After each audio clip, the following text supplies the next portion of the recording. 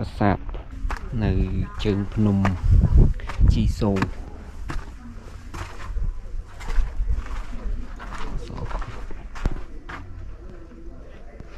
នៅខ្ពស់ណា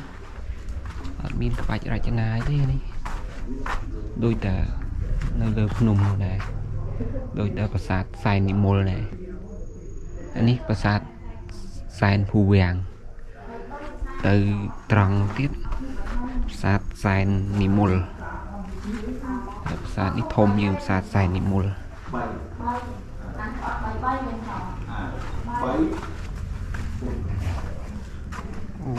នៅខ្ពស់ដែរតា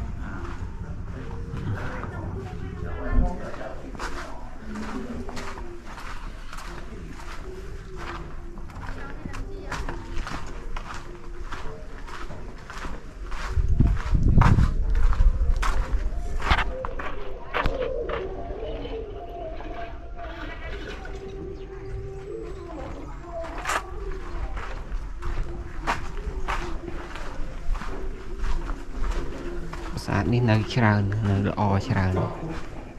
ហើយជីប្លោះមានប្លោះ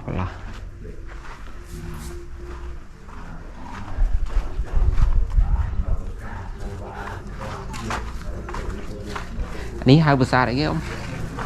សាទសែនភូវាំងសែនភូវាំងកាប្រាសាទកណោសាទសែននិមលសែននិមលបាទអានេះហៅមិនខ្លងទ្វារខ្លងអីហៅប្រាសាទត្មងប្រាសាទហើយណាចូលមកពីលើមកណានៅនឹងកន្លែងនៅកន្លែងហើយទៅលេអ៊ំខាងមុខមានឈូកមានអីលេទៅលេអ៊ំហ្នឹង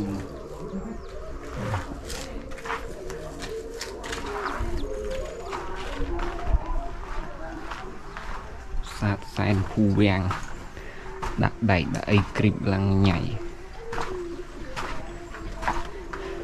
បើទៅមុខទៀតនោះអានឹងប្រាសាទសែននិមលបន្ទាប់មកឡើងជីសូស្